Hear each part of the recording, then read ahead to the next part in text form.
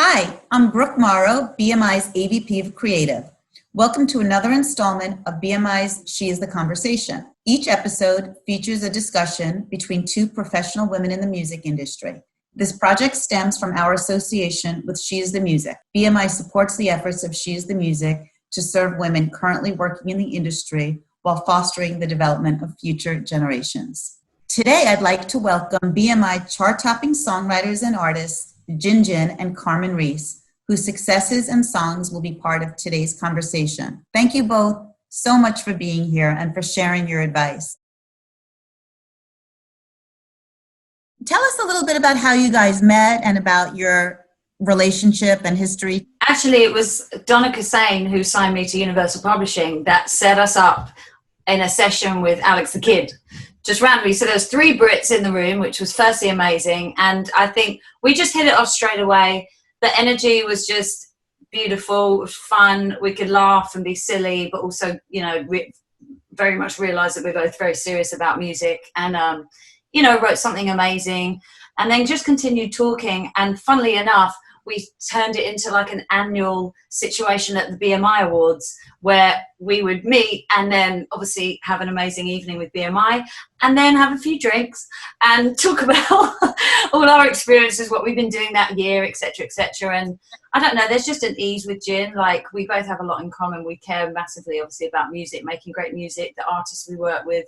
And she's very loving and kind and nurturing, and those are qualities that I really value. So yeah, I mean, that's BMI Awards is our thing, isn't it, Jin? We like to go to get a burger and chips at like midnight after and talk about everything.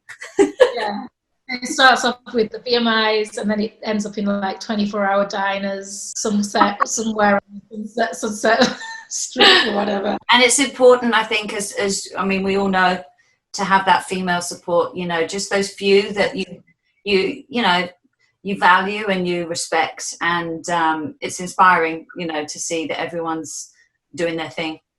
It's so good as well because Carmen as well, her work ethic is just, it's kind of like the same as well, self-managed, like always working hard, like it's the first day that you've started, like it's the first cut that you've ever had, and I love that, and it's inspiring and super humble and, and really loving and a great fun. Jin Jin, you have a family background in reggae. You cut your musical teeth in the grime scene, and you've worked extensively across other genres. What would you consider your musical comfort zone? I don't think I really have a musical comfort zone. I think it really varies. I'd say that I'm a bit of a chameleon because I love like loads of different genres. Growing up in Manchester, where they were really into like house music and indie bands. So I was, grew up listening to a lot of that style. And then obviously reggae music, and then coming to London, being into grime and like hip hop. And then traveling as well, it just depends who you collaborate with. But I absolutely love every type of genre. Excellent. And Carmen, what about you? You started your journey at age 11, I believe. You played both the flute and the piano. How have these musical influences impacted the artistry in the way that you write and create music? I think playing the instruments have been a really great tool and support system with being creative. There's a depth for understanding the music beyond just the melody and the lyrics. So it's been really helpful, and I took to it at a young age, and it's kind of like kudos to my parents for really pushing that, because I'd say to any younger producer, artist, writer now that you don't have to be a Mozart and, be crazy talented on the keys or the violin or the drums. But if you have something that can give you that understanding, it really assists you, I think, with the whole journey of making music, for sure. Right. I think absolutely. That's great advice, to be self-reliant as a songwriter. You're both signed to Universal Music Publishing. Tell me about your journey getting there. It was kind of almost by accident. I mean, I was signed originally to a smaller publishing company. And then it was only when I started releasing music and co-writing music more on a commercial level, that Universal kind of like approached me, and then we built our relationship from there. When I came out to America, I reconnected with actually a British producer. From the back of that, we had a really good run with working with certain artists. Ariana Grande was one of them, which, you know, led me then to obviously sitting with publishers and having conversations. And so I was patient. I could have done a bad deal years prior, but I really kind of chose to just believe that something bigger and better was coming, which I'm sure Jin Jin knows as well. You kind of have to have that belief in yourself, you know, all the time to think that there's going to be bigger and better things. But that was my journey. Obviously, I've given you a short story there of UK to US, but yeah, it was very much off the back of getting those more commercial records, for sure. These are changing times in terms of industry practice and protocol. Have technological advances affected the way that you collaborate, write, and approach the marketplace? I think everything has been like flipped upon its head. In some ways, you know, to be quite honest, in a lot of ways for the better, because then you can kind of like realize the real things that you need to focus on, and the necessary trips and the necessary meetings, or all the other bits that you want to do, and people as well that you really want to collaborate with, and then still being able to do that. And, you know, obviously it's not the best way having to rely on like Zoom and, you know, doing things like that. But then sometimes, you know, it's been a way to reconnect with people as well. Like, so there's a lot of collaborators that ideally I would have went over to like the States to like LA to work with, but now we've had to been forced to jump in and do stuff on Zoom. But, you know, it does bring out some good results as well. I recently did a Zoom with two writer friends of mine, Elena and Nate Campany, and we just co-wrote a J-Lo Maluma tune, but that was done via Zoom, and so that was just by chance. So had I have been like, oh, I don't want to do things by Zoom and we need to wait till we get in the studio, that wouldn't have come about. So right. It is, again, bittersweet, you know, because I miss being in the room and with my peers. What about you, Carmen? You've worked with a wide array of very renowned producers. Was your publisher instrumental in helping you to set up these collaborations, or did you bring these relationships together yourself, or tell us how it works with you?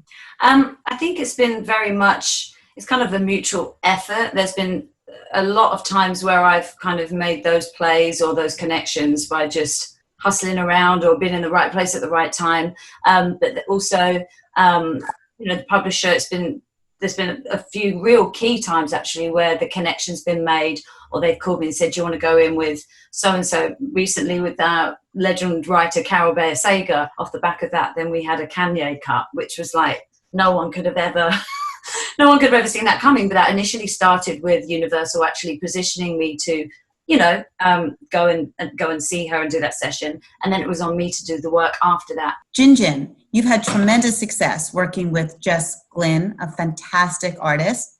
It culminated in an Ivor Novello nomination for her worldwide hit, Hold My Hand. How did you know that you found the right collaborator in Jess? What was it about her? When I first met Jess, it was, you know, I was doing a talk at a college and she was a student, and then she approached me afterwards and sent me some music. And then from the first set of demos that she sent to me, I knew that she had like an exceptional voice. And, you know, she was, you know, really into songwriting as well. And just the fact that she had the same kind of drive, like I feel as a songwriter, obviously it's super important what you do in the studio, but I think it's a lot about networking as well. And the fact that she even felt that she's going to, at the end of the class, come over and approach me and be like, hey, can I send you some music? You know, just putting yourself out there, I think says a lot as well. So immediately I realized that we both kind of had that same kind of drive and energy and love for music. Carmen, you've worked with some very high-profile artists, including Kanye and Ariana Grande and Craig David. Which has been one of the most poignant experiences for you? Was there a game changer? I feel like actually each of those people that you mentioned, they were all there was a real depth to those alignments and they were very special. But I think the one that really was the game changer was, of course, Ariana Grande. Musically, taste-wise, genre is very much what I love to do, that R&B, big singing, big song, you know, those records. So was super grateful for that, and that was definitely a game changer for me. There's been increasing popularity of digital platforms and social media such as TikTok, Instagram, YouTube. How have these platforms informed and impacted your creative process? I think they definitely have impacted massively. I mean, in a way that, I use all the platforms as well, social media platforms, not so much TikTok, but, it does expose you and open you up to a wider range of music as well, stuff that you might not have even listened to, pops up on your feed and you're like, oh, okay, cool, oh wow, this is suddenly trending, why is this popular? But it just opens you up as well, and it just gives you ideas as a songwriter as well, and you just think, okay, cool, it might not be the thing that you're really into, but then you can appreciate why people like it as well. So it definitely has impacted massively and has kept me busy during lockdown. What are your thoughts as to streaming platforms like Spotify and Apple Music in terms of way they've impacted the music industry? I feel like, it's amazing to have these outlets now where you can just consume and get to anything that you want very easily. It's been useful, I think, probably for both of us to have that. And also in my artist project as well, you can actually just choose to put something out, throw it out there, and let people find it. You can have the control over those things too. So Carmen, Apple Music reached out to BMI to help create a songbook playlist for your music. I'm so grateful for Apple and Nathalie Bachelet. I hope I'm saying her name right, but love her. Female boss as well. We like that. And I think the song playlist is really nice to just showcase the people behind the scenes, because as we know, that doesn't always get put at the forefront. Artist, songwriter, they're all in the same bracket for me. But to know that they are supporting that and really showcase that, putting on the new releases, and there's talks for my next project that they'll do the same. So incredible. Yeah, congratulations. It's a great honor. How would you say that your role as a songwriter has helped you to pivot into other areas of the music industry? I think it's massively helped. As a songwriter, often our role is way more than just creating songs, because sometimes we're the ones who have the closest relationship with the artists. We get them when they're not having to put on a show, when they're really expressing themselves and putting out their real feelings. So it's kind of, we get a chance to create as well from the very beginning, and we're very instrumental in developing their sounds as well. So that ultimately leads on to A&Ring and getting into that aspect of it. So I feel like it definitely helps as a songwriter. You can definitely weave into different roles within the industry.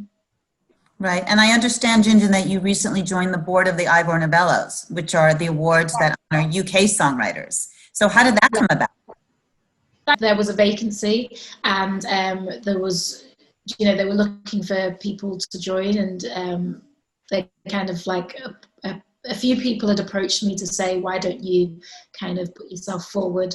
And at first I was really nervous, and I kind of spoke to my mom, and I was like, well, what place do I have as a young black female being on a board, with all these older white guys that I don't really know or might not have anything in common with? And my mum was like, well, that's one of the reasons that you need to do it, because music is so varied and there's so many different genres, and you definitely do represent a part of the music industry that needs to be heard as well. So the opportunity came about, and my mum kind of gave me the courage to kind of put myself forward for that. Proud of you for that too, Jin Jin.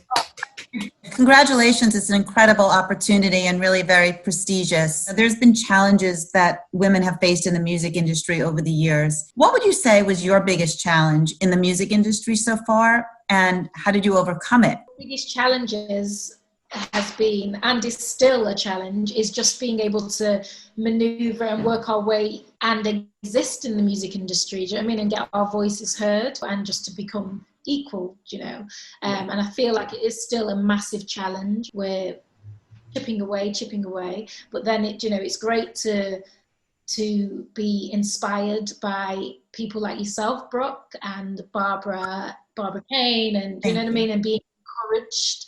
I feel like obviously the ratio as we know, men and women in the industry is a considerable difference. It definitely takes that, that inner strength to, as Jin Jin was saying, exist amongst everyone and be heard and get your ideas across without seeming like, you're being a bossy boots. But, we love men. It's no male bashing at all. It's just sometimes it can feel a little like boys club, but I think it's just working on your craft, and I think, and like for anyone, it's that respect of loving what you do, whether you're male or female, but just really sticking to it, and self-belief. It's not always easy, but I think we're strong little things. You two prove that you're the combination of strength, talent, kindness, sensitivity, all which are really important, to become successful in your craft. So I feel very honored that the two of you and the chemistry you have, we were able to talk about today and share with our BMI community. So I thank you both so much for that. And thank you for the kind words about BMI. And it's been fun hanging with you. And of course, all the best for so much continued success. Hope to see you in LA and in London soon. I know we need to do a coffee, but it's been amazing. And as Ginger says, with BMI, you, Barbara, the whole team, amazing and inspiring female bosses. We love it. And I really appreciate this opportunity to talk. Thank you. And to you guys too.